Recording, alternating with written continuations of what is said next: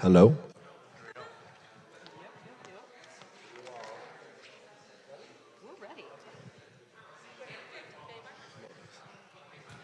Hello, everyone.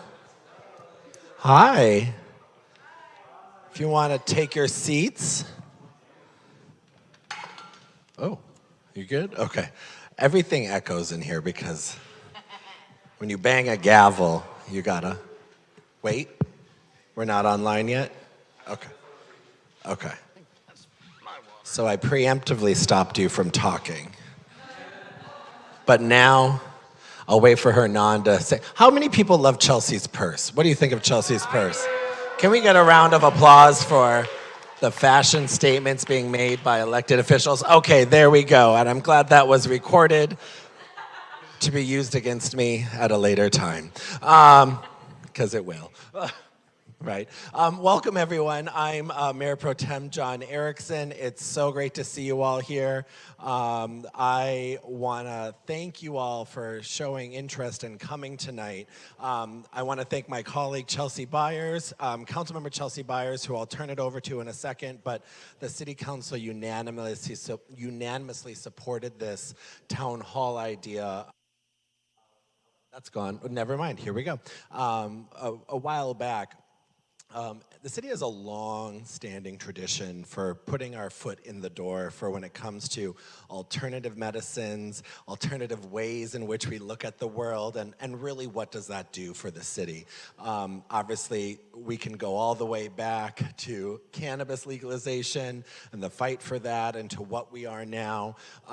But ultimately, these things are an integral role to the LGBTQ community and how people, way back when, were dealing with HIV and AIDS, to continually looking at mental health, behavioral health, and everything like that. So I sponsored this event with the support of my amazing colleagues, and it all actually is because of Jackie Subek, our co-producer tonight.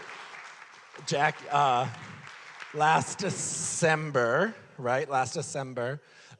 Jackie and I were at the West Hollywood Chamber of Commerce mixer at the Den. You should go there, it's a great place. And we were talking about psychedelics of all things. And I said, would you ever do a town hall or a forum on that? I really want to get ahead of this because Senator Scott Wiener has been authoring this legislation for so long, and we're getting closer and closer and closer. And she said, yeah. And then whenever you say yes to me, I usually go, okay. And then that's usually the wrong thing to say. Many of you know that to be a true story.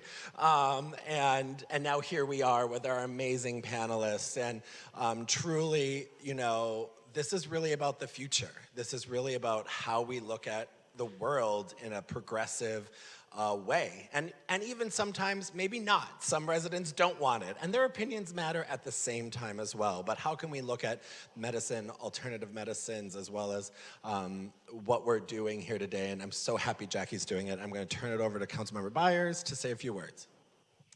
Thank you, Mayor Pro Tem.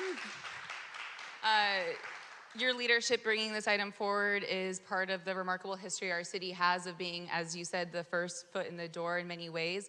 But it's frankly not possible for our city to lead on conversations like this had it not been for the bravery of so many individuals who've risked and sacrificed their lives to get us to this point.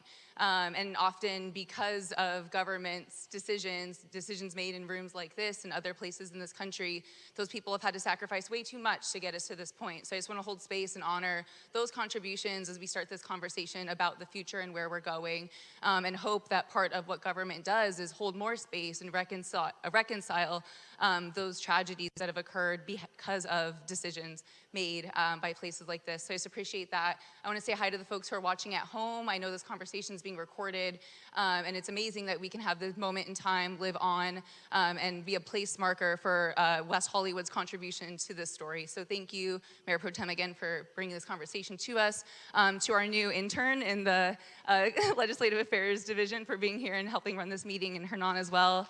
Yeah.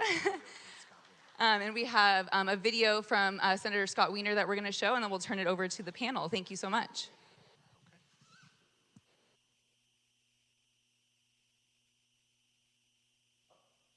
Scott Wiener. I represent San Francisco and northern San Mateo County in the California State Senate. I am the author of Senate Bill 58, which would decriminalize possession and use of certain plant and mushroom-based psychedelics. And I want to thank you to the city of West Hollywood for putting together this forum for people to learn about psychedelic drugs. There's a lot of stereotypes about psychedelics, but the reality is that these drugs, particularly the ones that are in our bill, are not addictive, and they show huge promise in helping people navigate and turn their lives around when they're suffering from mental health and addiction problems. People for whom traditional medicine has not worked, and psychedelics have truly turned their lives around.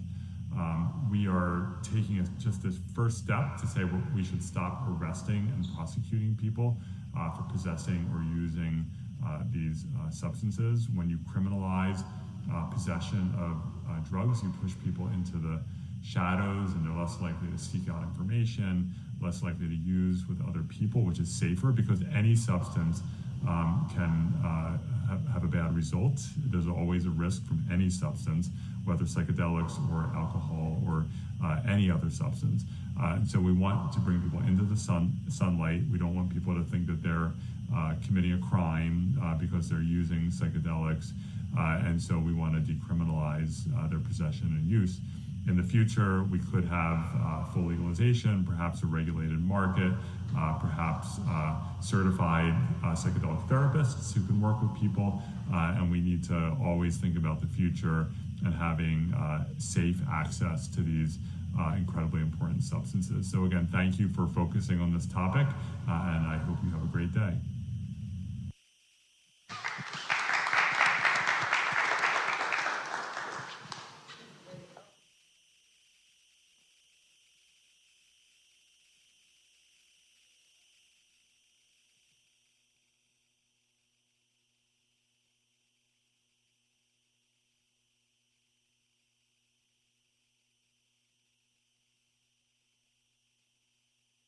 Hello, hello. There we are. Okay. This is why once an intern, always an intern. Yeah. So, great. All right. Well, welcome everybody to the event. Welcome everybody at home watching live as well. Very exciting. We've got an exciting panel for you today. We're going to have a great conversation. I do want to quickly thank Mayor Pro Tem Erickson, because this was really your vision, and I'm glad we're here doing this today. And I want to thank Hernan and your staff for putting this all together. You guys worked really hard on this, and we appreciate it. So thank you so much. I want to put one rule in place, just one.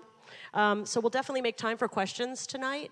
But when we get to that point, I'm going to ask that, out of respect, everybody keep their questions to 30 seconds. As lovely as your stories are, today's not the time to hear the stories. We want to respect the flow of the conversation and give our panelists an opportunity to answer your questions. And so that's the only rule. Otherwise, have a great time. If you are not comfortable asking questions on a mic, you could write it down, and it'll make its way out to us as well.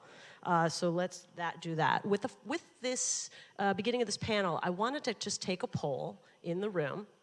So for starters, how many people in the room think they are familiar with the general principles of psychedelics?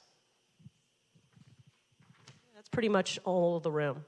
How many people in the room, if you're willing to put your hand up, have tried some form of psychedelic, MDMA, or other plant medicines? All right. Yep, all right. That's great. How many enjoyed their experience? Almost everybody. How many didn't? Very, very few, very few. Okay, good.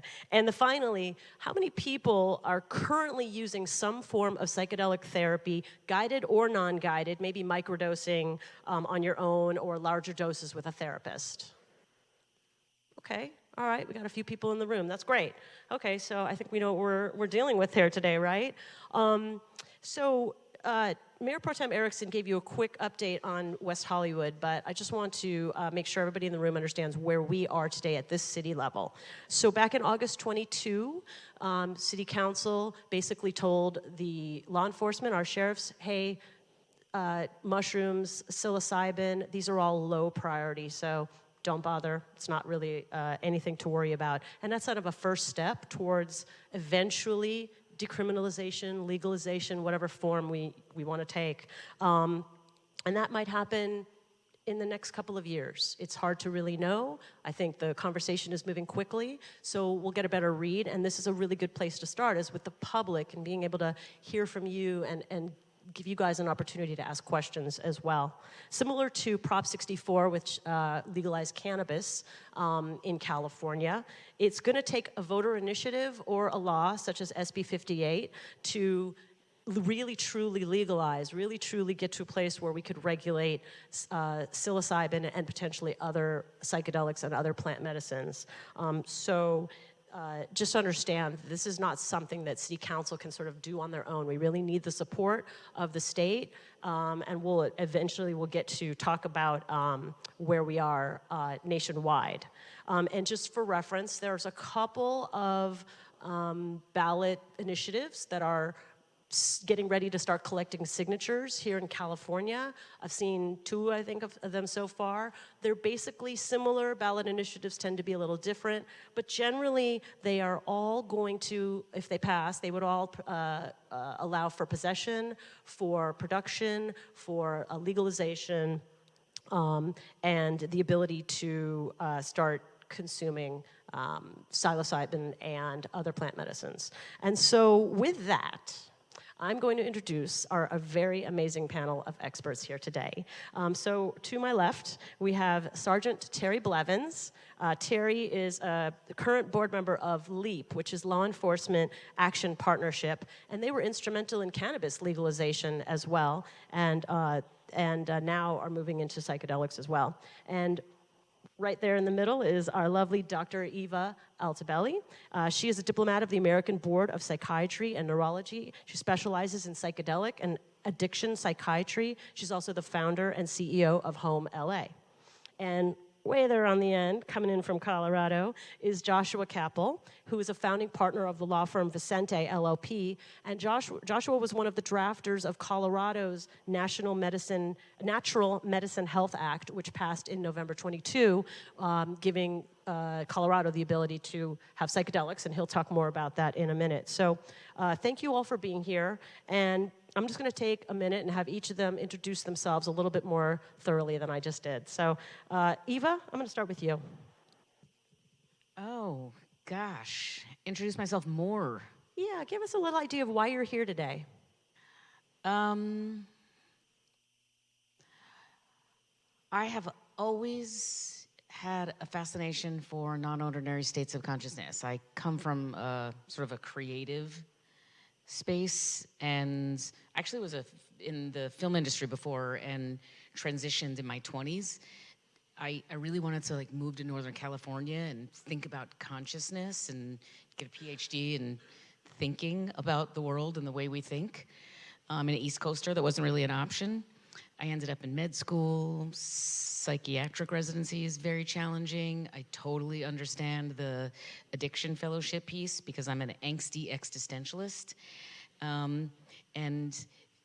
Now being able to utilize the most creative, broader perspective of healing it finally makes sense that I went to med school, because we can integrate all of the really interesting ways to think about ourselves, not even just healing, but just how we exist and what we're doing and what we're here for and how we can be in relationship with each other and the earth.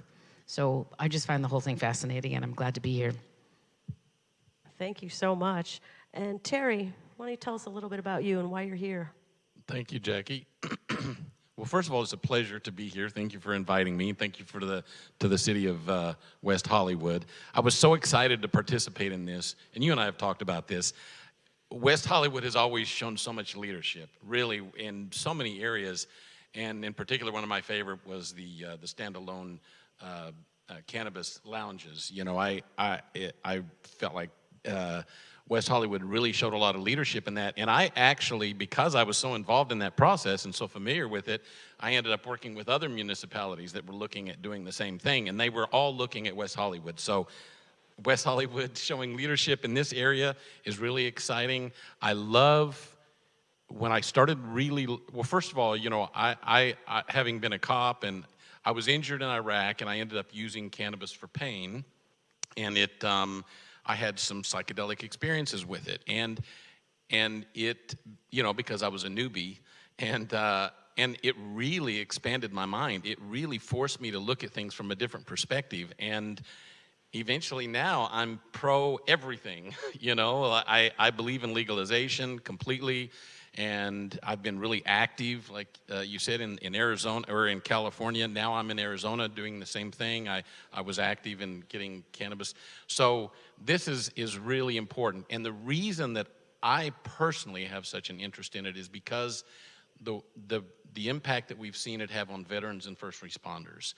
And you know, I have a real heart, even though I believe in policing reform and I believe we need to make a lot of changes, I also believe in the basic, good, decent people that do that job every day, and they suffer from a lot of trauma that they've experienced on the job, and I hope that there is a possibility, and it looks like it is, of really doing more research and being able to, you know, to have an impact on first responders. Because we know for a fact that one of the reasons that police get involved in police brutality is because of past trauma. It's not an excuse, but we want to try to help these people be better, and getting them this kind of treatment, to me, I think is really essential. So thank you, West Hollywood, for showing leadership in this area. Yes, that is worth a clap. All right, and Joshua. Awesome, and I would echo that. You know, thank you, West Hollywood, for leading this area and leading all sorts of different drug policy reforms and all sorts of civil rights reforms in the future. And thank you, Jackie, for, you know, for inviting me here. The yeah, why am I here?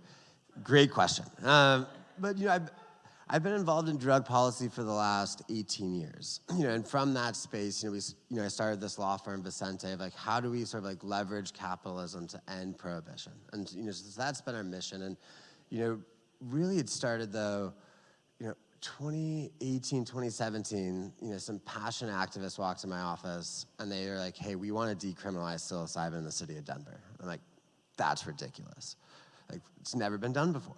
And so, you know, we worked with them, had the privilege of working with them, of drafting like the country's first measure to create a lowest law enforcement priority measure ever. And that was in Denver, and it passed in May 2019. And that like then laid the groundwork for us to like work on a statewide measure and to, you know, and to recruit funders and work with the grassroots community to really create what I think is one of the most progressive plant-based psychedelic measures, plant and fungi-based psychedelic measures we've seen to date. And I'm excited to talk about it. So that's, I'm assuming, why I'm here. Thank you. Can I add one more thing? You can. So thank you very much for the invitation. And also, I realized I'm driven to be here because of what I'm an addiction psychiatrist, and I've been working with people in pain for decades. And as a psychiatrist, we're trained to, you know, fix people, to prescribe. And oftentimes we prescribe to reduce symptomatology, which would reduce their access to what they're feeling, to continue to get through life and to keep doing the doing of life, which is what we're kind of trained to do. Psychedelic healing in all of its various forms, whether it's MDMA or psilocybin or ketamine, allows us to get to the root cause and really access healing that's not available through Western medicine pharmacology. So it really opens up a whole new door of healing and a whole new way of not only healing, but exploring what dying looks like, palliative psychedelic care, care for addiction, care for so many different things that, you know, we're in an epidemic for the mental health of America, and there aren't really good resources for that. So having the opportunity to discuss this as a really viable, reasonable tool is an incredibly important opportunity, and I think that's why I'm really here. Thank you. All right, great. Well, so I thought we would start off with some definitions, because I think a lot of these words get mixed up when we're reading and we're listening and talking to folks. And so I did a little research myself to find out what the word psychedelic means. And one of the best definitions that I found of it was to reveal the mind. And I really like that definition because I feel like that's what psychedelics do. Would you agree, Eva? Mind manifesting. Mind manifesting. Yeah, that tends to be. So yes, we're in agreement on that. Yeah, I think that that's really interesting. And I think that let's talk about some of the commonly known psychedelics. Okay? Let's actually ask the audience, what do you guys think are psychedelics? Go ahead and just shout them out. Oh, ayahuasca, DMT. Ketamine, LSD, peyote. What was that? TCB? All right, so out of that list, Oh yeah, ibogaine. out of that list, I think there was a couple of non-psychedelics. Did you hear them? Ketamine, not a psychedelic. MDMA, Not a psychedelic. not a psychedelic. So LSD, a psychedelic. That being said, those are also part of the Schedule 1 Controlled Substance Act in the United States. So we still have illegalities, right, Terry, as it relates to, and I put this list here, heroin, psilocybin, LSD, cannabis, mescaline, and MDMA.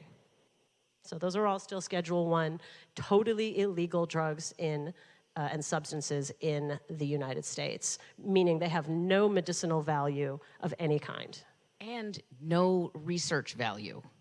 That's right, and no research value. And we've been through this with cannabis. I mean, I come from a cannabis background. I'm a cannabis policy advocate, and I spent a lot of time, trying to explain to people how cannabis doesn't fit into Schedule 1, despite it being there. And I think we're starting to learn that some of these psychedelics are also stuck in that same place.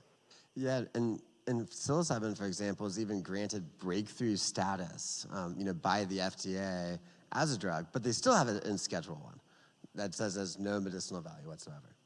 Well, really, for me, sort of the first epiphany that I had that my government had lied to me as a cop was, the fact that cannabis was Schedule 1, and I could clearly see that it didn't belong there, and so wait a minute, my entire career I was told these things. So I feel like that getting it off of Schedule 1, I think, is all of the relevant substances, I think, is a really important first step. So yeah, I think everybody probably, hopefully agrees on that. And, that's a good opportunity to ask Joshua over here.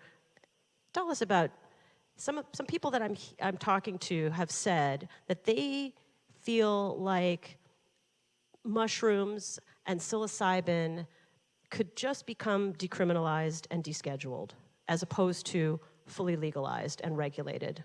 Have you heard that? Yeah, and I think it's worth just setting a little context. So as we've seen, with cannabis, you can walk outside. There's all sorts of beautiful dispensaries, but it's still illegal federally, and it's been that way for a while. And who knows when it's going to change? And I think the same is true when we look at what is the trajectory of various natural psychedelics or non-natural psychedelics. It's still illegal federally, and we don't anticipate the federal government changing anytime soon. Frankly, they don't do a lot of things. And so, what we've done is what do we do at the state level? What can we do to stop, 95, 98% of all arrests that happen for drug offenses? And with cannabis, we changed state law and we changed city laws. And so when we look at psychedelics, we're kind of looking at it in the same way of hey, what can we do in our own communities to change things? And so, when it comes to, for example, right now is we have Oregon that created, access to supported use of psilocybin. So you could go as an individual to a service center, use psilocybin under the supervision of a licensed facilitator. And they also, at the same time, passed a decrim measure, and this is sort of what I'll get into on the decrim piece, where they made it so it's no longer a criminal offense to possess all drugs, but it is still a civil offense. And if the police find these substances, they can take them from you. And so that's like one form of decriminalization, where it's no longer a crime, but you still can't possess it.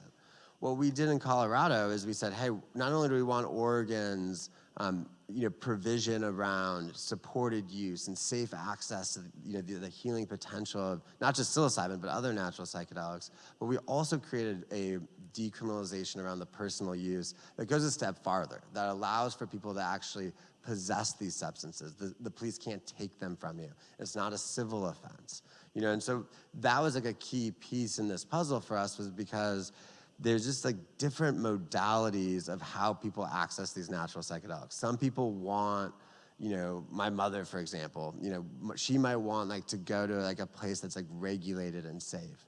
Other people just want to use psychedelics on their own, and and be able to microdose and have that like agency. And so, this question comes up of, do we just want to decriminalize it? Do we want to also create the supported use model? Or maybe there's this third route around sales. And I think everyone's in agreement, like, let's at least decriminalize it. Let's start there as we like figure out these other pieces. And maybe we'll just take this opportunity for you to explain to us the difference between decriminalization and legalization. Right, and so this is like a classic question where it's like if you get a bunch of attorneys in a room, they'll all give you a different answer. But my answer on it is, to me, decriminalization is like when you remove civil penalties or criminal penalties, and and potentially civil penalties as well. And and then legalization is when one, we'd have to change federal law so things are fully legal, and then also in many cases, you have some sort of ability to buy it or to sell it. There's like freedom of commerce, and there's different degrees of legalization as well. So it's it's better to think of it like on a spectrum of like one hand over here, you have like very limited decrim, still maybe a civil offense, can't possess it. Maybe over here you have a decrim that's you're allowed to possess, no offenses whatsoever. And maybe over here it's like, hey, there's over here, maybe there's like sales, and over here there's like, there's just no regulation whatsoever, and there's probably a spectrum of like what level of control there is. And that's how I look at it. Mm-hmm. And why are these things illegal? What happened in history, Terry, to get us to this place? I mean, from my own research, it seems like back in the 40s is when we're really looking at this getting going. Would you agree with that? Yeah, honestly, there's been a movement in the U.S. for a long time regarding psychedelics, and of course we had Timothy Leary and his group, but there was just so much resistance to it that there was no significant opportunity for studies to be done. So we really don't know. We really limited ourselves from truly understanding the potential of this because of the war on drugs. And like everything else, I mean, it was used to marginalize certain communities, and it's time. It is way past time in order for us to modernize our views on these things. Yeah, and if in fact we mentioned Timothy Leary, back in the 50s, I believe he was at Harvard. And Eva and I were talking about this earlier, and Albert Hoffman had created LSD, or not create, I guess he created it, LSD, or he synthesized it. It was an accidental synthesis, yes. Tell us. And especially I want to hear about the Good Friday. Yeah, the Good Friday experiment. But Alfred Hoffman was, I think it was a medication for some type of cardiovascular medicine. And he accidentally made LSD, and he touched the edge of the bottle, and it was just the tiniest bit. And that's when he took his bicycle ride home, like Bicycle Day on April. Correct me if I'm wrong, I could be wrong on this, but I think it was accidental that he discovered it, and then he went back and was like, oh, and he went on purpose and is this right? Yeah, and there's a day where a lot of people who love LSD ride their bicycles around together in the middle of April, called Bicycle Day.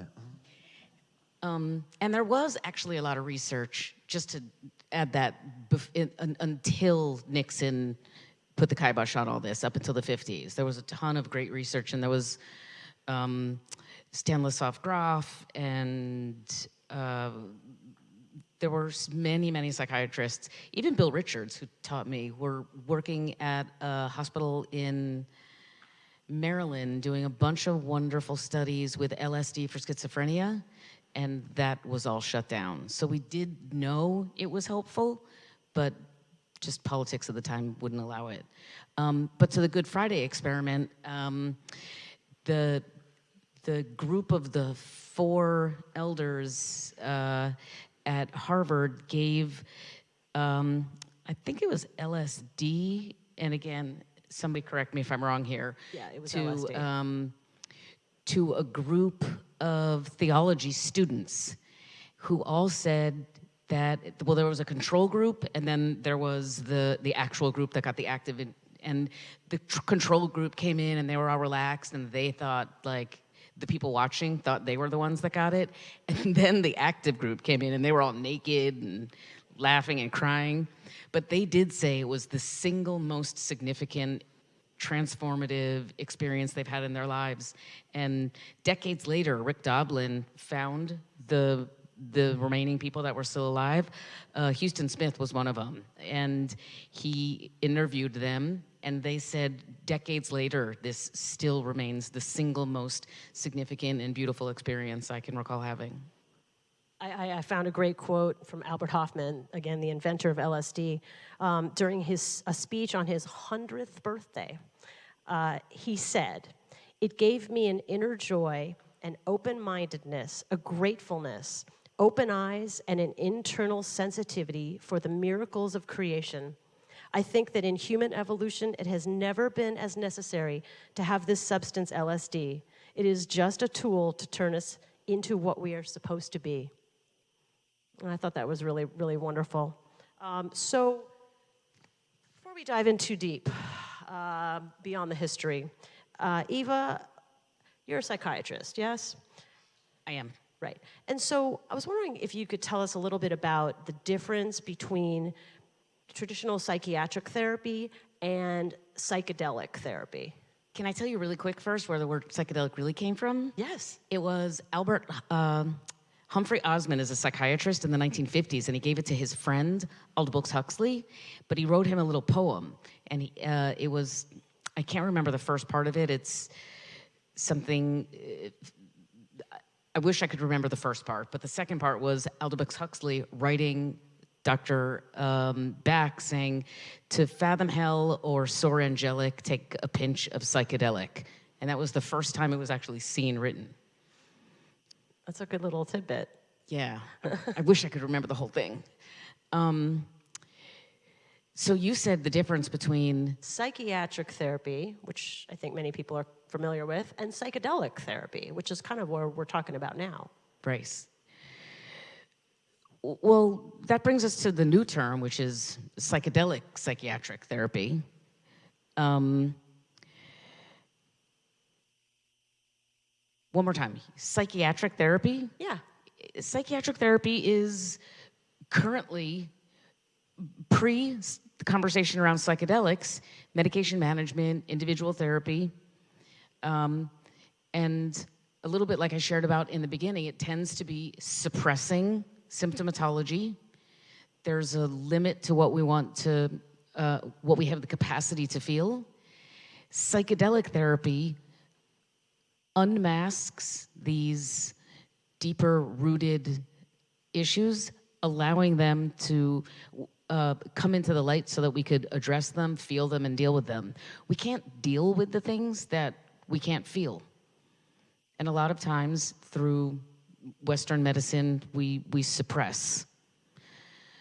So that's how I see psychedelic therapy, is really the invitation to address all the parts of us, all the difficult parts of us that are largely trauma related, especially with addiction. You know, like I don't really see addiction as the problem. It's kind of a symptom of another problem, which is deeper, and allowing for the invitation to go a little deeper is psychedelic therapy for addiction. And a lot of people, I've heard that question many times, are psychedelics all addictive? Excuse me? No, they're the least addictive of all of the substances out there. That's probably not, that's too grand of a statement, but in all of the charts where they're listing, you know, everything from tobacco, coffee, alcohol, cocaine, cannabis, mushrooms and psychedelics are always at the very, very bottom of addictive potential. You said something earlier about when we were talking about restricting your access to fear. Yeah. Could you explain that? And that's fascinating to me because I feel like that's really an important ingredient of dealing with the PTSD, because when we have PTSD, I mean, everybody has PTSD, but, you know, people that have, you know, experienced explosions and that sort of thing. So could you talk about that? That's really fascinating. Yeah, I mean, just being born is kind of traumatizing. So I get where you are, that everybody's got some kind of PTSD. Psychedelics down-regulate the blood flow to the amygdala, which is kind of your house of fear. We know that, and this is kind of terrible testing on monkeys. We know that because we cut the amygdala out of monkeys and set them out, and they were walking right up to predators, but the monkeys with the amygdalas acknowledged what they should be afraid of and held on to their fear. So in down-regulating the blood flow to the amygdala, we're able, specifically for the psychedelic therapy, you can then access these experiences that you've had without the associated fear and trauma, so that you could process them. And one kind of nice thing about MDMA and psilocybin therapy is that it's so long.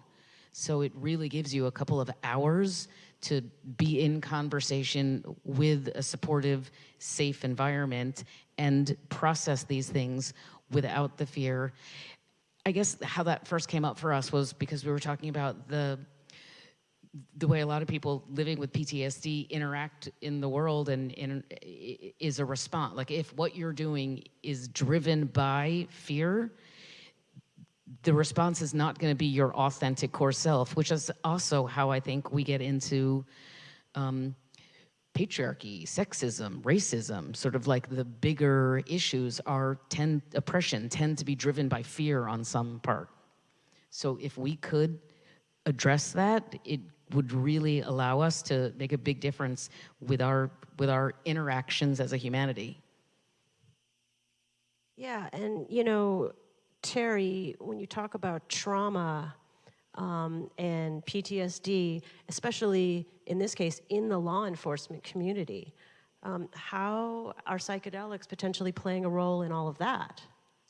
Well, I have several stories, mostly from veterans, a couple of first responders. Unfortunately, there's still a lot of stigma attached to it. But a friend of mine was an NYPD detective, and ironically, he was in a meth lab with the fire department, and unfortunately, they had a huge explosion. The entire building collapsed. The fire chief standing next to him died. He suffered injuries, you know, physical and mental, and he ended up, he said his life was unlivable, really, just living in constant fear of everything, unable to sleep. And he went through the treatment, and he said it completely changed his life. He swears to it. And he said, I had one treatment, and he said, he said, I was told if you have recurrences, come back. He said, I haven't needed to go back yet. So for me, it's stories like that, really. I mean, I know it's anecdotal, but it's hard to overlook those things, really. And because of the fact that so many first responders have experienced so much PTSD, and they live with that fear and that mental confusion because of that, it just doesn't allow them to really do their jobs. I personally have found that one of the things that I've seen is a lack of compassion. I feel like that it really shuts off that empathy and that compassion, and you're able to do things to people that you wouldn't ordinarily do, things that you weren't taught, you weren't raised to do that, you weren't that way before. All of a sudden, you have this cruel streak that came out of where, and it's really it really causes these first responders to not be able to do their job, and it makes them dangerous, and you know, we can't have those kind of people out on the road, but yet we have a huge shortage of law enforcement officers, especially good ones. So I think that this is a really can be a really important tool for. And like I said, my mind was expanded. I saw things in a completely different way. And I believe that I'm the open-minded person that I am today, open to all kinds of issues, not just drug policy issues, everything. And I have such hope for our law enforcement people that could get some positive treatment from this. I think it would be great. And Terry, I think you make a really good point about the difference between psychedelic-assisted therapy and like normal conventional therapy or psychiatric treatment is being able to like have these transformative experiences. Maybe you just have one, or maybe it's like a couple in a series versus like taking a pill every single day. And like, and having, just being hooked onto these pharmaceutical drugs versus, really transformative, one time or, a few time experiences. And psychedelics aren't for everyone, like it is, there are dangers associated with them. It's not for everyone, but there is so much healing. And it's like these stories, that really help, drive me to do what I'm doing. Mm-hmm. But I also just want us to acknowledge that it can be a singularly transformative experience, but it's not just the one medicine experience that does the work. It is preparation and setting the stage and creating a relationship with somebody that you find is safe and knowledgeable, and preparing yourself for the experience and having a reasonable set of expectations, and have your experience, and then integration, which is like a kind of a fancy word for therapy. The follow-up, finding ways to integrate and make meaning out of what came up, because what comes up doesn't always make sense. And sometimes people have like a big ayahuasca experience and they end up integrating that for years afterwards. So it can be a long and beautiful process, but it's time consuming. And it kind of deserves the time it takes. And I think that's a perfect segue into the question about dosing. Again, we went through this with cannabis, and I expect it to be similar but different. Maybe you could tell us a little bit about dosing, Eva. We know there's a microdose. I'd love to know a little bit more about that. Perhaps there's another level up, and perhaps there's another level up. Let's talk about those. Generally, a microdose is, and it also depends a little bit on the strength of the mushrooms, but the range of microdosing is about 100 milligrams to 300 milligrams. So, if people are like, I'm taking 0.15 or 0.2, 0.2 is a quarter of a gram. So the goal between microdosing, the goal is that it is sub-threshold, you don't feel it. Psilocybin is a prodrug converted to psilocin in the body, which is one molecule different than serotonin, so it acts a lot like the way we're using serotonin reuptake inhibitors to address depression and anxiety, even ADHD. Microdosing, you don't feel it. It doesn't change the way you interact with the world. That's a quarter of a gram. If you take a half a gram, colors are brighter. You can kind of feel it a little bit, but it's very, very subtle. 1 gram is a very slight but significant. Like, it's a really nice dose to like go take a hike in nature with somebody. Things might be funnier when you snack. It's going to be all the more delicious. Like, all of your senses are heightened, but you're not really tripping. At 2 grams, again, depends on the individual sensitivity, but at 2 grams, you could kind of be tripping.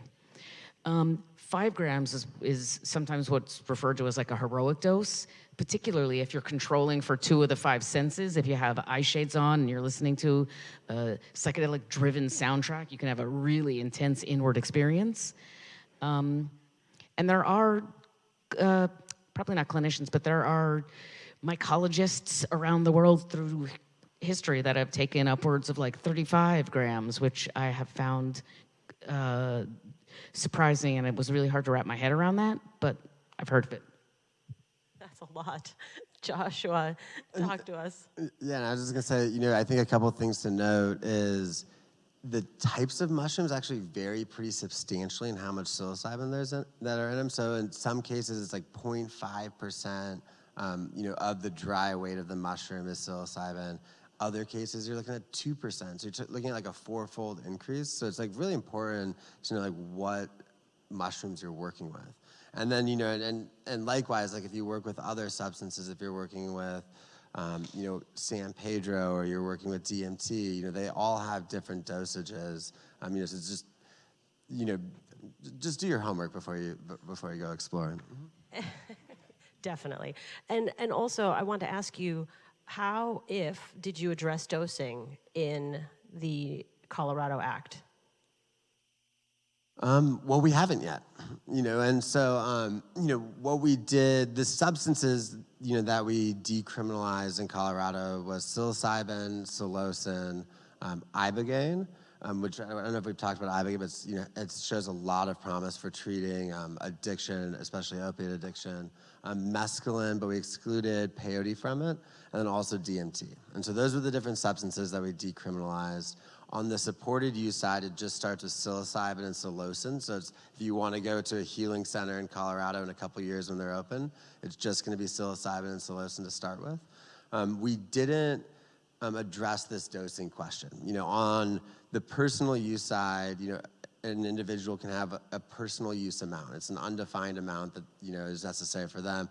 On the regulated side, that's all going to be the dosage is going to be figured out through an advisory board. And they're looking at recommendations. And we saw this in Oregon. So Oregon has created like dosing guidelines where they actually say, I think it's 50 milligrams of psilocybin, not of mushrooms, of actual psilocybin is sort of like the high-end dose, that you can have an experience with. And then it goes down from there. There's different regulations around how long you need to be at a service center, how many facilitators there can be, or group participation based off of how much how big of a dose everyone's taking. And is there a discussion about the distribution methods of psilocybin?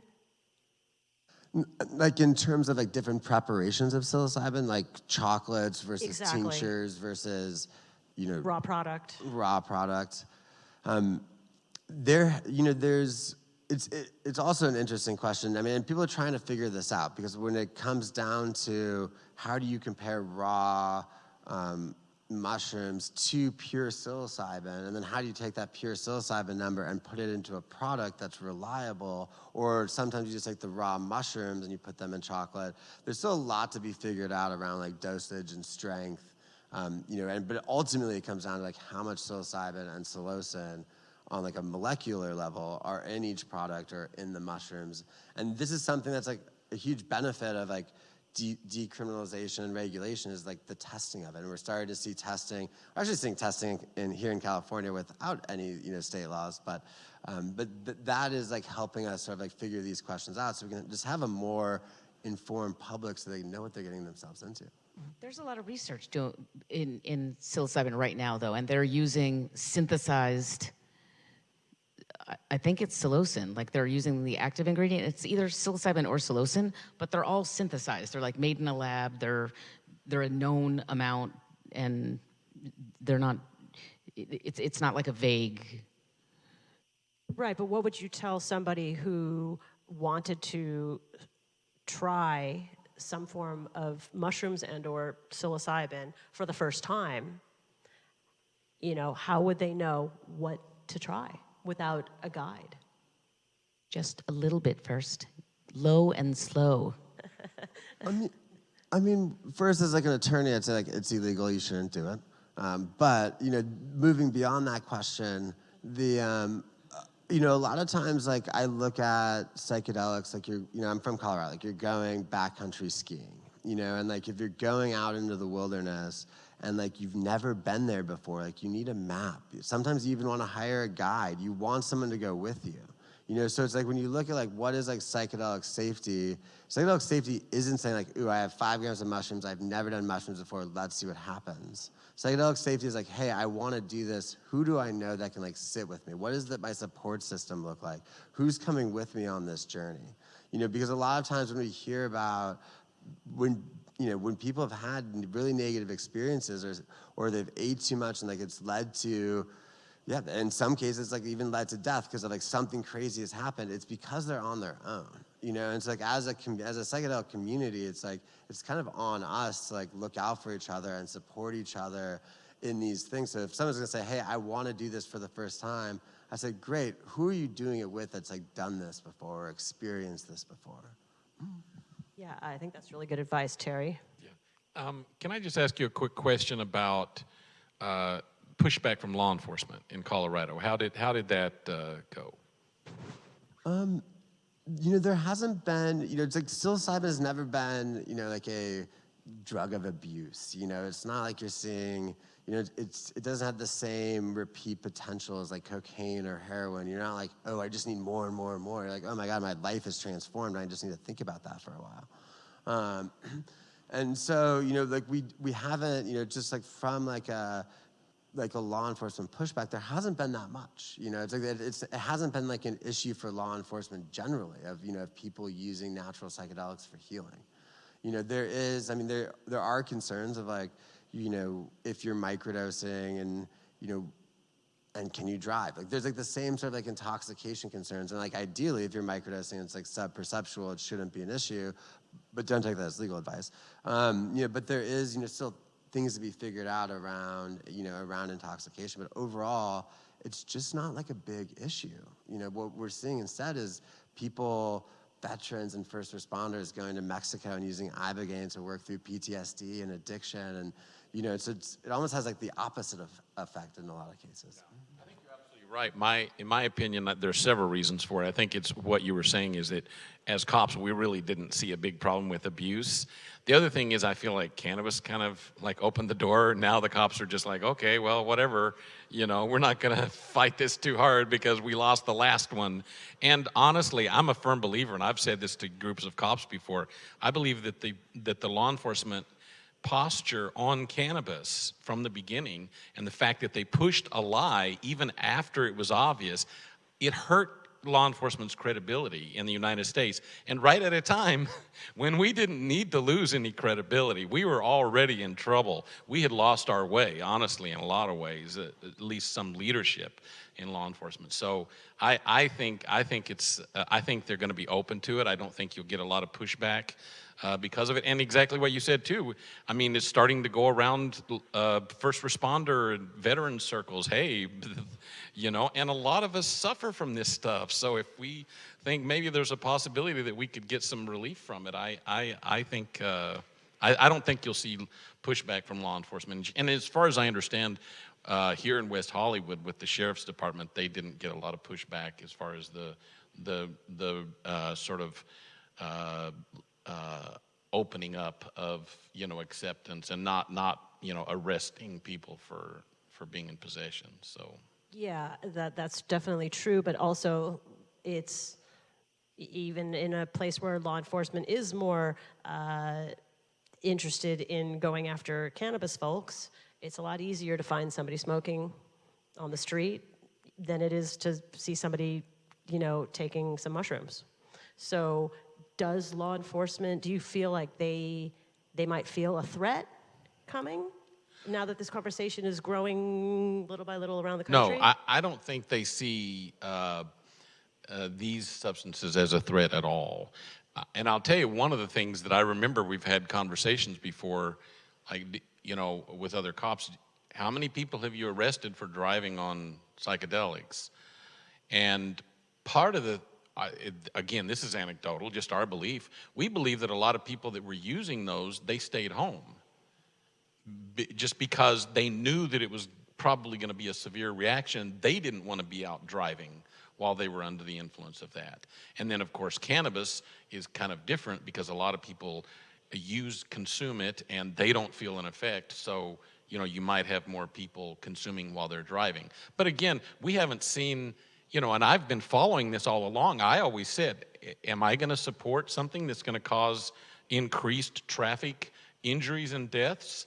That's not what I want to be part of. So when I did the research and I found out that we've had small ups and downs of drug-related arrests for driving while drugged with cannabis, but overall, it has not spiked the way that some people thought that it would, and I'm confident that we're not going to have the same issue with psychedelics. The one thing specific to mushrooms, almost more than the other ones, is that they're really pro-social.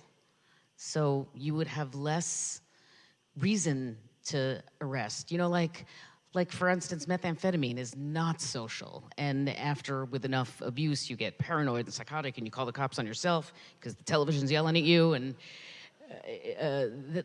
you know, it's really a different vibe with mushrooms. It's a kinder, more open, connected experience. And I actually, when I was doing the cannabis work, I actually spoke directly to our sheriff here in West Hollywood and point blank asked the question, how many people have they arrested, pulled over, I don't remember the words I used, for cannabis? And the answer was 0. And then I asked how many people, you know, on a nightly, every night they pull over for alcohol, and they said they couldn't count. You know, so I was always pleased with that response. Terry, hospitalizations, have we seen any increase? No, we really haven't. It's pretty amazing, and you know, I know that there were some law enforcement groups that were in disbelief about the fact that nobody has ever OD'd, you know, with cannabis, but the fact is that stands, that continues, and it's pretty much everything that we believed was wrong.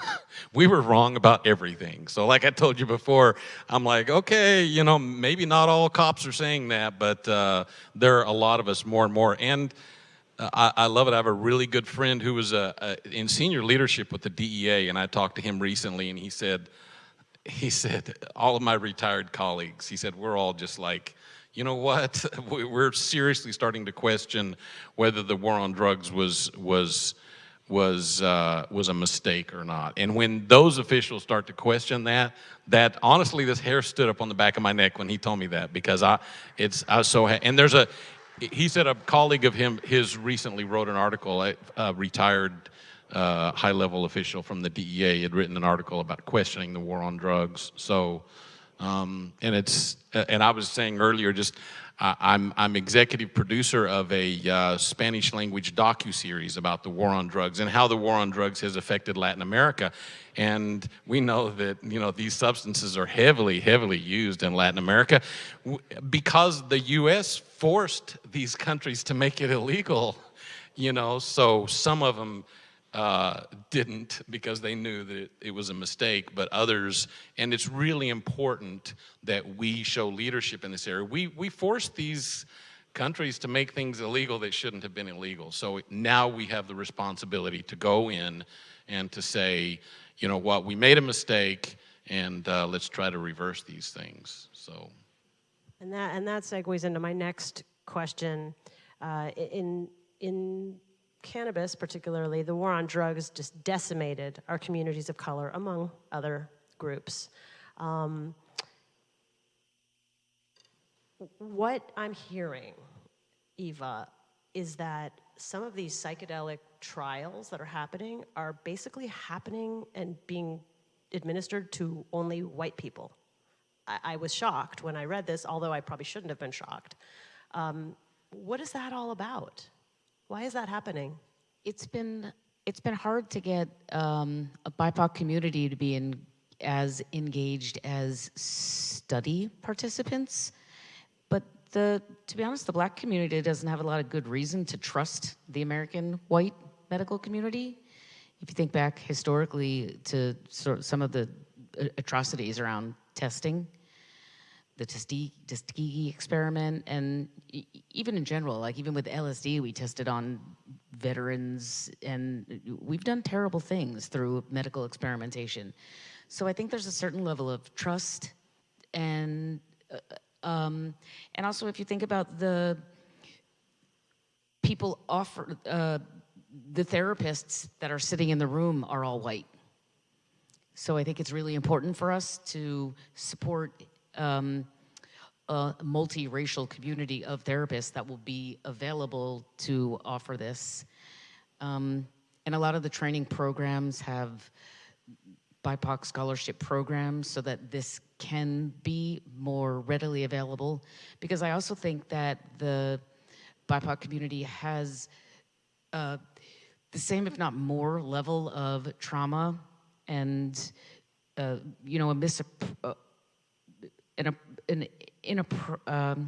a larger portion of difficult access to education and opportunities that create a more traumatic, difficult. It's a really significant thing that we now get to talk about, and I don't have a great answer. There was an organization that I came across that you were talking about earlier. Chacuna. What are they You called? probably know about them. Maybe you can talk about them better. Yeah, I mean, there's a couple groups that are doing some like really good work in this space. So one is Alchemy out of Oakland. They're a ketamine clinic that focuses on how do we provide ketamine-assisted therapy to the unhoused, in the Bay Area. And so like the issues they face in like doing this is like, really substantial. Like how does someone integrate when they don't have a home? Like how do we provide safe places? How do we provide someone ketamine therapy if they don't have food to eat? So there's groups that are doing this work to try and, make psychedelic therapy more inclusive and accessible. And there's another training group in Oregon that's training psilocybin facilitators, the Alma Institute, that has really deep, diversity pledges, and it's a woman-led, very diverse group. Another amazing group. And then there's the group we talked about earlier, which is Chacuna, who do a lot of work in the indigenous space. And so when we look at how it's like for example with like cannabis, it's like really like a war on Black communities in many cases, and the war on drugs is like a war on people, and when we look at like these natural medicines, what we've seen is like really just like the, war on so many indigenous groups, and like this dominating, colonizing, culture that has, really suppressed, for so many years, a lot of these natural medicines that these different, just intergenerational wisdom traditions have been keeping sacred. And so, this is, it's like a different lens, if you compare it to cannabis when it comes to social equity of, how do we give back to these communities, that have been holding, these traditions for millennia, and how do we honor what they've, and learn from them without appropriating? And these are also like very important questions, that like a lot of people are talking about. And you mentioned to me with Colorado that you guys focused on indigenous reciprocity, which I found very exciting. In cannabis, we have social equity, which essentially is being able to hopefully offer opportunities to people that were disenfranchised and disproportionately impacted by the war on drugs in many different ways, from priority applications to financing assistance and all kinds of things. Now we're talking about indigenous reciprocity. Why? Let's discuss why that's important first. Yeah, and so there's a framework for all of this. It's called the Nagoya Protocol, and most modern countries have signed it, except for I think the U.S. and Australia. And generally, it's like if you're benefiting off of indigenous wisdom or genetic materials that have been like held by indigenous people across the world, you're supposed to give back. And there's protocols around consulting with them and free and prior informed consent, and having a dialogue and giving back. And so like a big conversation, that's being, addressed in Colorado through, there's a tribal and indigenous working group, and then there's another subcommittee that's addressing this. Is like, how are we going to give back? How are we going to give back to the communities that have held, that have used mushrooms in a ceremonial setting? And have held those traditions. How are we going to get back to the Wachuma communities? How are we going to get back to those in Gabon who have been working with Ibogaine for so long? And and so these are the questions. And a lot of folks even don't like the word reciprocity. They're more of like, how do we honor that? How do we provide benefit honoring? How do we give like a benefit and honor these communities that have held these traditions sacred? And a lot of it is someone who, like, I don't speak for any of those communities, but I think a lot of the big, question for all of us is just how do we listen more to those communities and those, and those, just wisdom leaders and elders, about these medicines. Because we're talking about mushrooms, I think it's important for us to also acknowledge Maria Sabina, who is a curandero in Mexico, and she is, Gordon Wasson is a businessman in America in the 1950s that traveled to Mexico, and she offered him a psilocybin journey and said, can you please sort of respect, I don't know if it was the privacy or just like respect the importance and the reverence I have in relationship to the mushrooms, and just don't go home and blab about the whole thing. And so he went home and he was on the front page of Time magazine. And a lot of harm came to her and her community as a result of whatever drew him to not respect her request. So what you're saying, I think, both of you, is that as we move forward and look at the possibility of creating policy around this, that these are things we need to think about. These are groups of people that may or may not have been marginalized, although they might have been, and we need to make sure that they are taken care of as well. Are they resisting the move towards decriminalization and legalization because they feel that it's too sacred? Have you noticed that, especially it's either the of you? lens we're looking at it, that they don't look at it in the same lens. In Denver, we were just there. Were you there on the last day when the protesters came up? They really had I was really struck by the second protester, the man who was saying, like, these medicines are here and they want to heal us and they love us, but you have to respect them. Like, they have a consciousness in and of themselves, and that's something that we're learning when you can open up your perspective. It might sound strange, but to really have a perspective enough to be in relationship with plants, trees, grass, mushrooms, ayahuasca. There's a bigger, he even pointed out how, tobacco, we don't respect, we commandeered it, we colonized it, and it's killing us. So he spoke to a fear about us taking advantage of and colonizing these products and it potentially coming back to bite us. Yeah, I mean, I don't speak for these communities at all. I just try and listen. And I think everyone, each community is different. They have different concerns, and like all, really we can do is just like listen and try and incorporate, and incorporate their wisdom to the extent they want us to.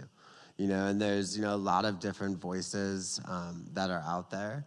And, I think I'd probably just leave it at that, and yeah. Thank you. I'd like to turn to MDMA and ketamine, which are a little bit of an outlier in this conversation, but I think very relevant. So maybe, Eva, you could start. Last week, I read a Vice article about how couples are using MDMA therapy to save their relationships. And it was a very interesting piece. And, more people are microdosing MDMA, which, for those of you who don't know, MDMA, another word for it, is ecstasy. But there's pure MDMA as well, right? Methyldioxymethamphetamine.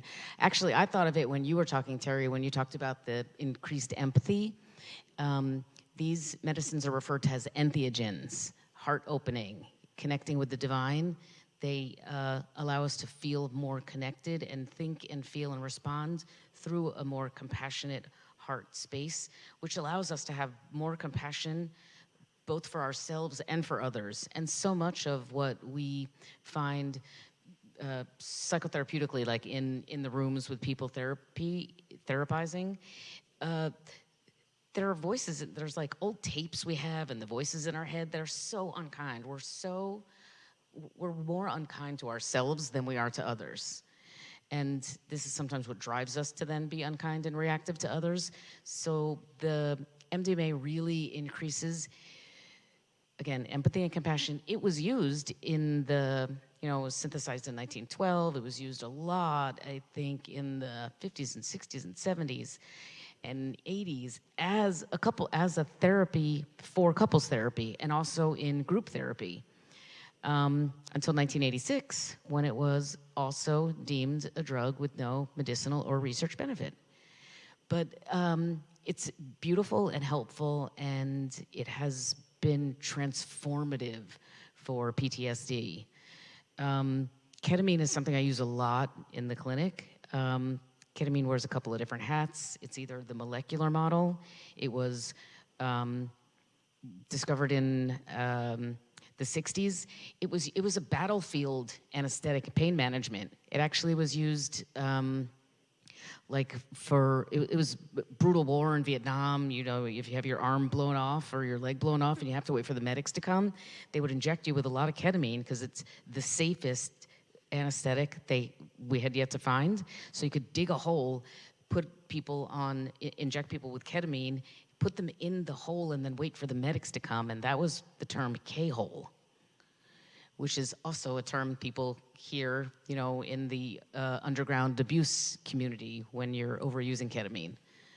But we use it a lot for, it was in 2019, it was reclassified as a drug intranasally called Spravato for treatment-resistant depression.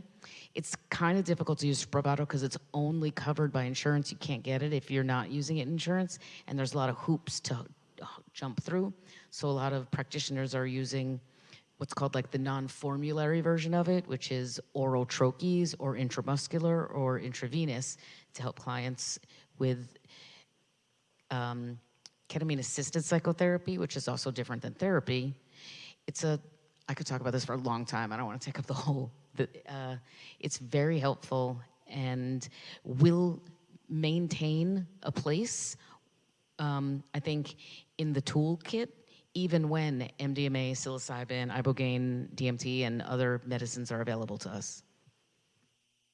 Terry, what's happening in the enforcement community around MDMA? Is it similar to psychedelics, where they're just not paying attention to it? Well, there's not a big movement really to try to to catch people that are using really. Mostly it's the production and the transport of it, and from outside the U.S. and that's the sort of the big push from law enforcement. So if we decriminalize these substances, I've been hearing and reading that there's folks who want to create civil penalties and think that might solve things. Do you have any opinion? You seem to have an opinion on that. I do. I just want to clarify, ketamine is federally legal in a medical context, and MDMA, has made it through phase 3 trials. Big shout out to MAPS and Rick Doblin, who have been pushing this for decades. And if that's approved, it'll also be federally legal. And so the benefit of federal legality is then it's you have insurance coverage. Maybe we can get it through the VA. There's not the same risk with first responders who are using a federally approved substance as they would, with psilocybin or even cannabis, where they could lose their job. So it's there's a massive benefit for these substances on the federal level, whereas with psilocybin and ibogaine and these psilocybin, ibogaine, DMT, mescaline that aren't legal federally in most contexts, the state push. The big benefit there is that it doesn't require a diagnosis. It's hey, you can go and have these treatments for wellness. You can have these treatments for a spiritual connection. For non-diagnosable pieces. Whereas on the federal level, you have to have a diagnosis, but then you get insurance coverage and you have all these protections. Do you have something to say about that? I was going to throw in rites of passage. We used to use these for so many sort of community-driven collective experiences. I'm going to ask one quick question here, and then if anybody out here has some questions, we'll be ready for that. Is there a need for safe consumption sites for any of these, especially guided psychedelic experiences? Well, especially when you're talking about people who may not have a safe space to do this, homeless people, indigents, people that need a space like that for sure. And it's very possible that it could be done as part of some other SIFs or other facilities like that. It seems like kind of like a no-brainer, honestly. I mean, I don't know how you guys feel about that, but it seems to me like that would be a viable solution. You mean like the clean needle exchange, like where you could go and use if you're going to use?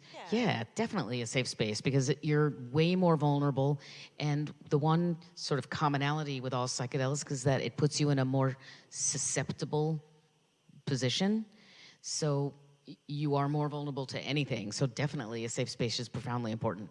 Well, one of the things we've seen from a law enforcement perspective is that when people don't have a safe space to do these things, it really puts them at risk with law enforcement, because if they're on the streets and they're under the influence of something, they're going to attract attention to themselves.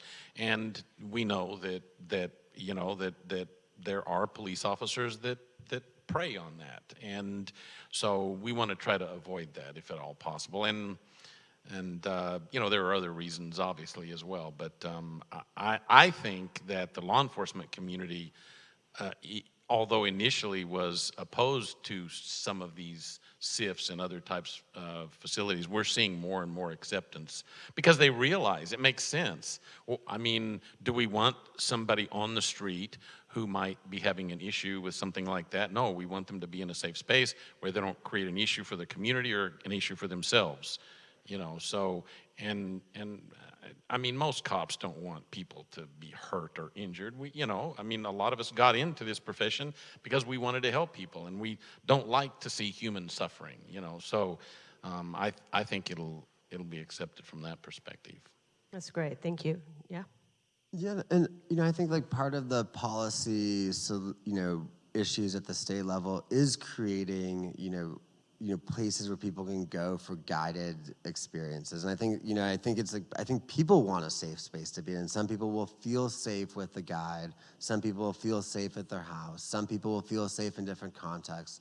And so that when we're looking at the policy, I think it's like very key, and we might not get there yet in this year with Senate Bill 58, but like to really like be clear around protecting facilitated and supported use and protecting that like safety mechanism, and then to create policy that meets people where they are. Like people aren't all going to want to fit. Some people are going to want to go to the medical, the therapist's office. Some people aren't. Some people are going to want to go to the psychedelic church. Some people aren't. Some people are going to want to be in nature. Some people aren't. Some people are going to want to be in their house. Some people aren't. And we have to make an inclusive policy, as we, really, create this policy for the first time.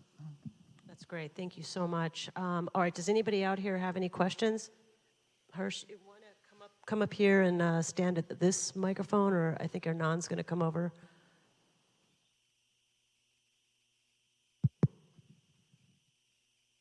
Oh, great. Thank you.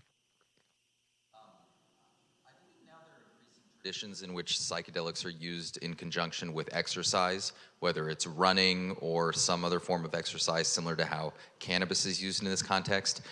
Famously, Doc Ellis pitched, a perfect game while under the influence of LSD. I'm just curious if any of you have anything to say about that personally, or anything you've heard about how psychedelics can be used in the context of exercise or sports or things of that nature. You mentioned hiking. I don't actually have a great comeback for that. I'm kind of two minds on that. Is it like in baseball, or what is it like when you're doping and then you're stronger because you're on something, or is it good because I don't have a great answer for that.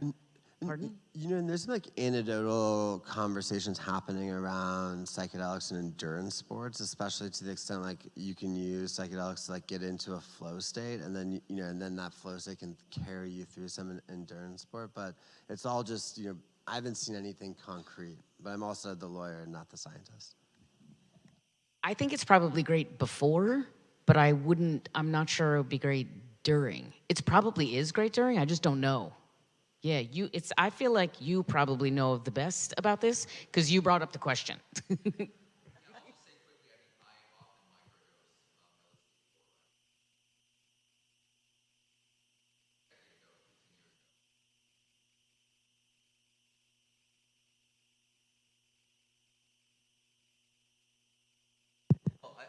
I remember people used to think that was crazy, right? That like anyone, like a lazy stoner would use cannabis and then run.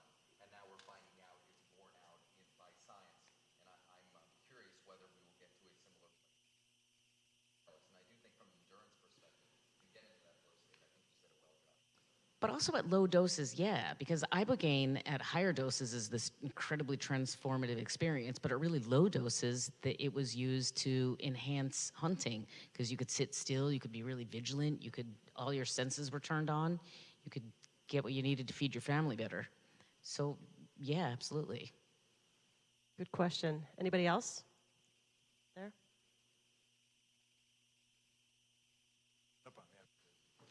My question is basically about microdosing, and do you see like a trajectory of when it becomes more like a supplemental, like the way you take vitamin D, stuff like that is going to be on your medicine shelf or in your refrigerator like everybody else?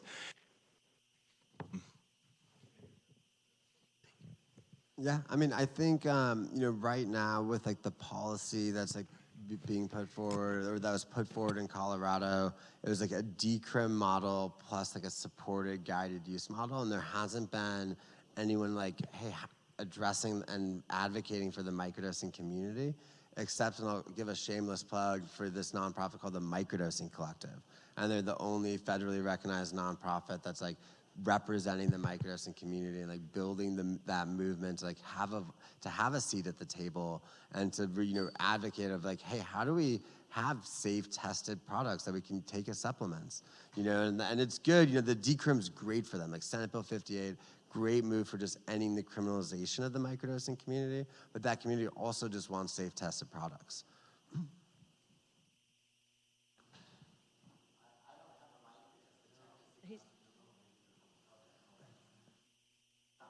Okay.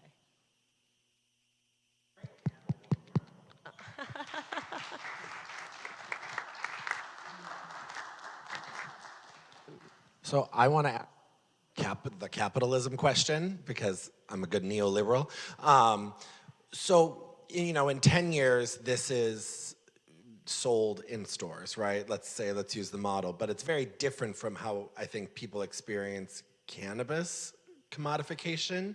And I don't know if you're able to talk about that, but what does that look like? You're not just going in there and buying your gummies, or are you going in there and like, how is it envisioning into a business practice? Because I think a lot of people are interested in that aspect, but Jackie, maybe for you, if you could do something over again, how would you do it with psychedelics? We've kind of talked about this, but what is that business model aspect around this issue? I haven't worked on it yet, so I'll turn to Joshua on this. I mean, I think like right now, we're still figuring out that business model, to be honest. And it's, the policies that people have like supported is like decrim, and then like supported use, sort of like retreat center guided model. And then what does a market look like? And I think there's a lot of people that say like, hey, we don't want the same commodification as we saw with cannabis, and how do we do something differently, and how do we build different types of companies, or encourage different types of companies, or have like more of a community-based marketplace, that doesn't have the same like extractive tendencies as we see in traditional capitalism. But then others say like, well, it will be what it will be, and capitalism is a strong force, and it's hard to stop the ocean with a surfboard. I don't know.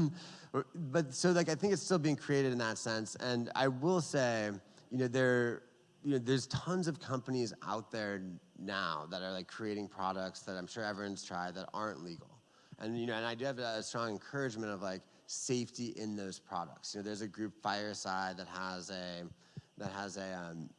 it's not 24/7, but it's like a pretty available number of people can call if they're having a bad experience. And like having that information on product labels is just good, smart policy for those that are operating in this non-legal market right now. And Eva, is there a move to medicalize this? I know we were thinking the same thing. Medicalize meaning that you can only get an antibiotic or a Vicodin from a doctor. Is there a move to do that? And if so, who's behind it? I don't think it's just to medicalize it, because I think the move is to probably have it be available in the community, but also have it be available through intentional use in the hands of trained providers who can help people that have rather acute conditions. Because if you're suffering with severe trauma, even if under the best of circumstances, if you're not with a group of professionals, you might get somewhere, but it could go really bad. So I think by medicalizing, I don't necessarily mean like white coats in hospitals, although there is a huge move to do that. I think that would be the wrong thing to do. It's to co-create multidisciplinary medical sites where you have psychotherapists, psychiatrists, energy healers, body work, acknowledging all of the different body, mind, spirit healing modalities that are available. And also price point is outrageous. You know, the conversation around what MDMA is going to look like is like $20,000 for it's outrageous. Even ketamine, it's really hard to get it covered.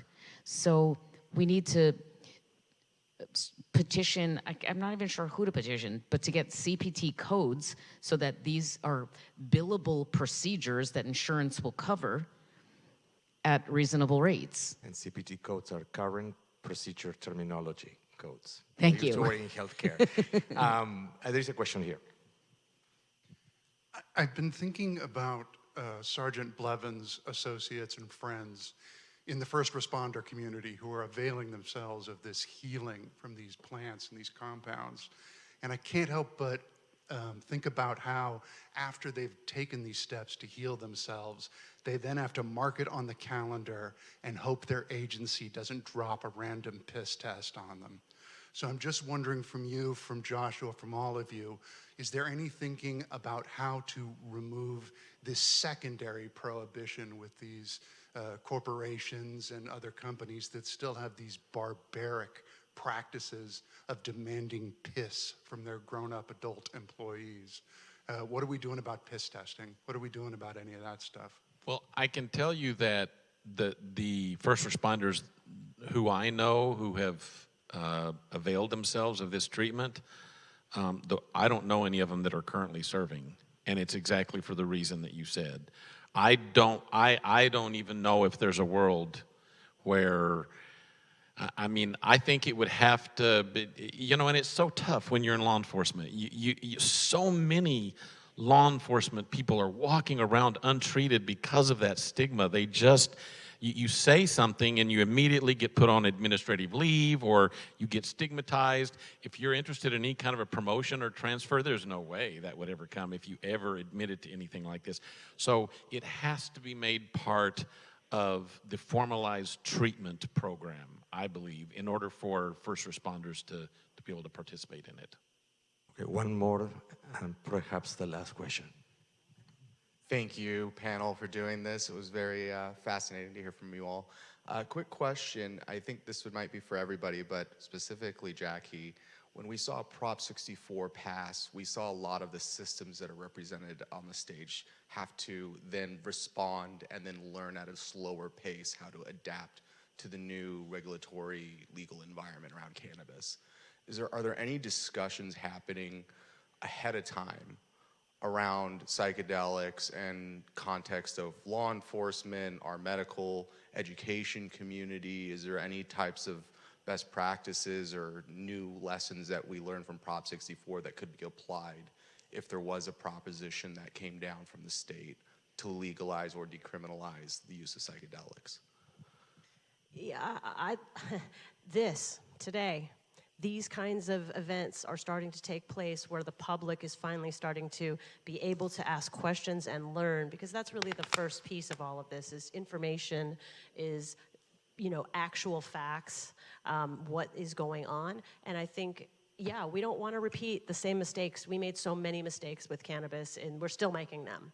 And we have another chance here with psychedelics to potentially not create some of the same problems that we have created for our industry. I think it's going to take a lot more of these, a lot more conversations, a lot more stakeholders at the table, the right stakeholders, and that's a critical part too, because of when cannabis policies go, depends on who's at the table as to what's ultimately going to happen. So I think that's where we're headed, and that's what it seems like. And I think the work that Josh and others have done in Colorado and Oregon are helping to set the stage for what goes down here. So like I say, there's a few ballot measures that are trying to push through and get psychedelics protected in California. But I don't know. I mean, it's a very good question. I would love it if we didn't repeat the past. You want one more question? Last question. Okay. Thank you. Joshua, you mentioned two models of decriminalization, one in which you wouldn't be arrested, and the second in which you said you would be allowed to possess. I'd like if you could distinguish those two, and then specifically, I'd like to say to our Mayor Pro Tem and our council member Byers, I had spoken to the Director of Community Safety for our city.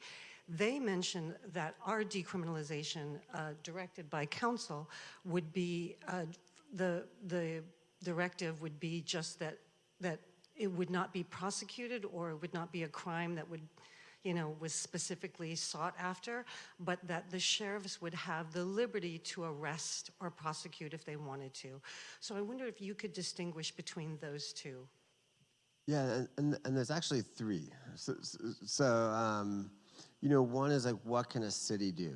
So the cities, they pass these lowest law enforcement priority measures because a city can't effectively change state law. So it's this directive of, hey, with our resources, don't enforce this state law. This is the lowest law enforcement priority. And the extent of those, I think varies. And I think you see some, cities have them way more expansive than others, including different substances. I think there's a big question of like, hey, do cities like West Hollywood want to lead the state in this policy reform? And I think there's like different ways the city could look at that.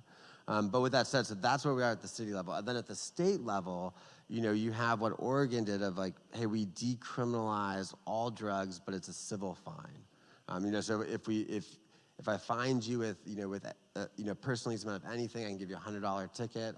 I'll take the substances. That's one thing. What we see with SB 58 is it says, hey, we're decriminalizing these substances and you can have them. Like it's no longer a civil or criminal offense. There's still issues with employment. There's still like other issues that need to be unpacked. But that's why it's like SB 58. It's like such a good, step in the right direction. It's a good step to like destigmatize these substances and allow people to talk about their experiences and to talk about what's happening, and for us to like look at the harms if there are any. Like people will be able to talk through all these things if we can get this bill passed. And I will give a plug. It's like it's where it is right now. It's like it's going to appropriations and then it's going to the assembly. And for anyone who wants to like get involved, like contact your assembly member and share your support. And encourage other people to do so as well.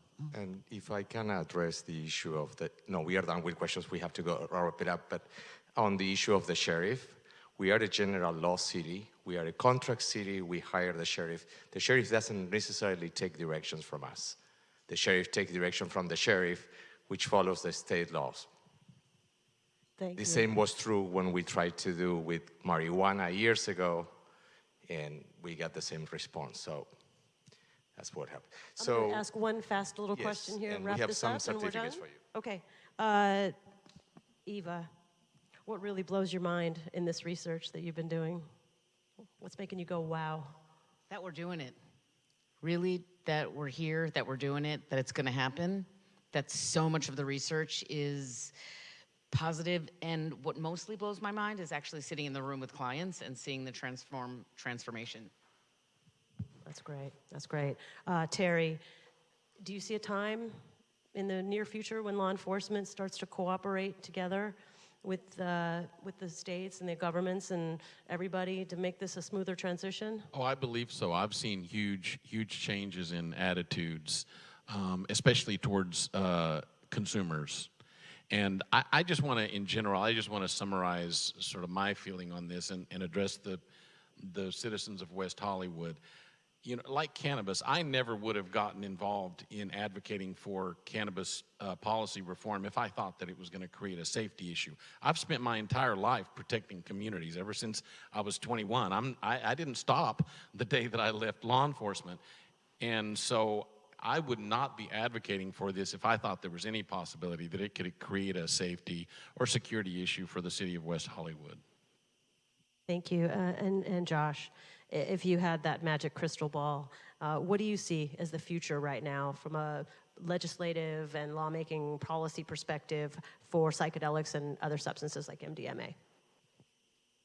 Oh man, the magic ball. I mean, I think we'll see. Oh man, I'm sorry. It's just a tough one. But I think together we can actually get Senate Bill 58 through, which would be a massive step forward for natural psychedelic policy in the state of California. I think we'll see another state, run a ballot measure. I don't know which one, in 2024. I think we'll see MDMA in the next year or two be approved at the federal level. We'll see them submit a new drug app. We'll see the MAPS Benefit Corp submit a new drug application, and then, hopefully thereafter it'll be approved. We don't know what sort of restrictions will be placed on it. I think we'll see more international movement. We saw Australia, move forward with the medicalization of MDMA and psilocybin. So I think we're seeing a lot of movement on a lot of different fronts, and it's a really exciting time. That's great. Thank you so much. Thank you to everybody here. Mayor Pro Tem. We have little certificates for you. Certificates. It wouldn't be a government event. It was. Thank you so much. This was fabulous.